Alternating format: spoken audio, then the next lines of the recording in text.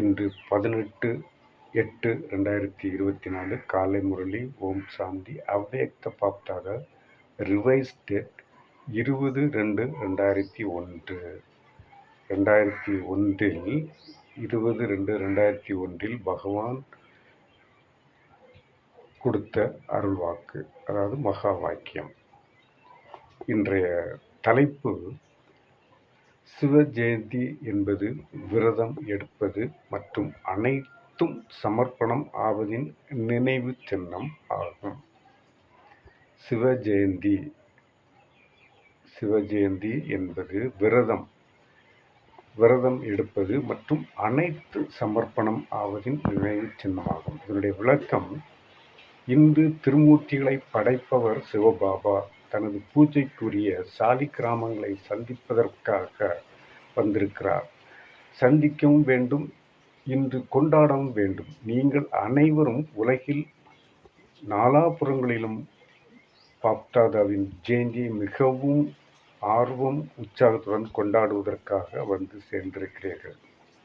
தந்தையின் ஜெயந்தி கொண்டாட வந்திருக்கிறோம் என்று குழந்தைகளாகிய நீங்கள் கூறுகிறீர்கள். ஆனால் குழந்தைகளின் ஜெயந்தி கொண்டாட வந்திருப்பதாக தந்தை கூறுகின்றார். நீங்கள் அனைவரும் கூட தனது ஜெயந்தி, அலௌகீக பிறந்தநாள் கொண்டாடுவதற்காக வந்திருக்கிறீர்கள். முழு கல்பத்திலும் இவ்வாறு விடுபட்ட மற்றும் அன்பான பிறந்தநாள் ஒருபோதும் ஏற்படாது.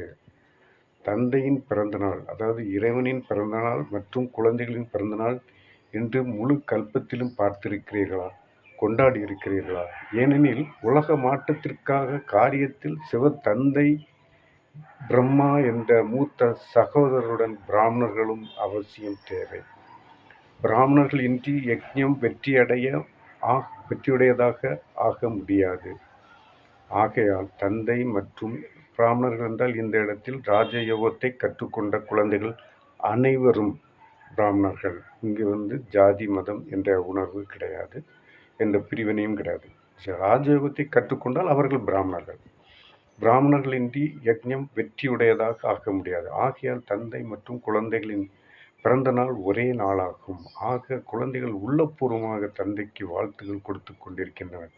தந்தையும் ஒவ்வொரு பிராமண குழந்தைக்கும் அலௌகீக பிறப்பிற்கு பல கோடி மடங்கை அதிகமாக உள்ளபூர்வமான ஆசீர்வாதங்களுடன் வாழ்த்துக்கள் கொடுத்து கொண்டிருக்கிறார்.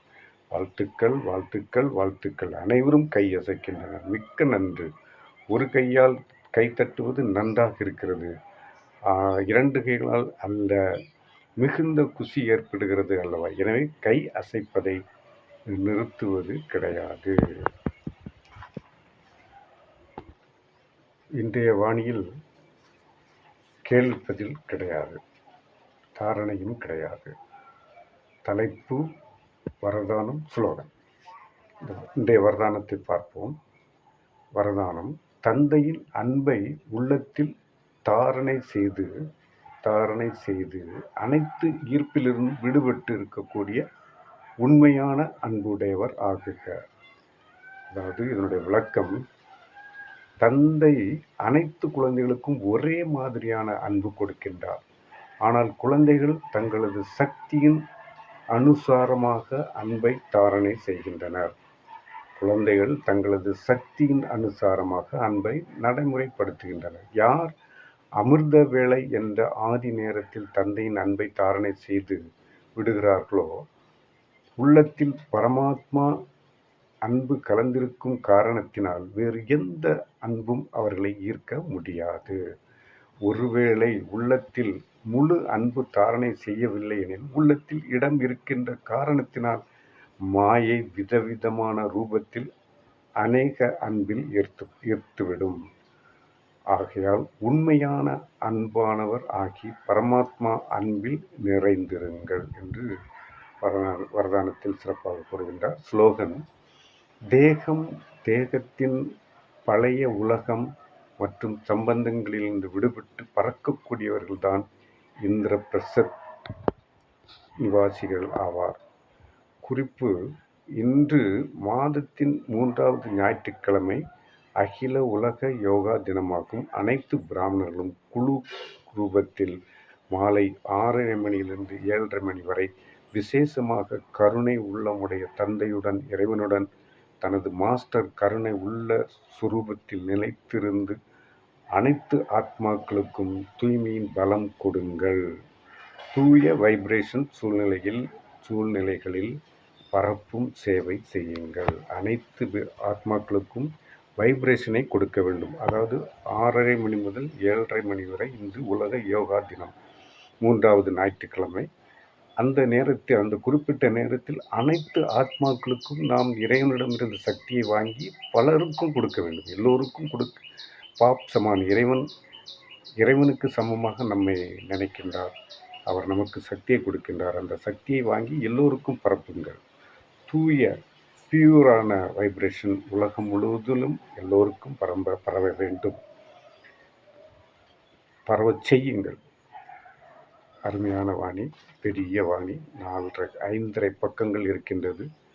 இந்த வாணியையும் இன்றைய டேட்டில் சென்று யூடியூப்பில் சென்று டைப் அடித்தால் உங்களுக்கு அருமையான வாணி கிடைக்கும். முழு வாணியையும் படிக்க வேண்டும். படித்தால்தான் அதனுடைய அருமை தெரியும். நன்றாக புரியும். புரியாத பட்சத்தில், வார்த்தைகள் புரியாத பட்சத்தில் நீங்கள் தொடர்பு கொண்டு, பிரம்மகுமாரிகள் இயக்கத்தை தொடர்பு கொண்டு, மூத்த சகோதரிகளிடமிருந்து அதனுடைய பொருளை தெரிந்து கொண்டு பயன்பெறுங்கள். யாம் பெற்ற இன்பம் இவ்வையகம் பெறுக. ஓம் நன்றி. ஓம் சாந்தி.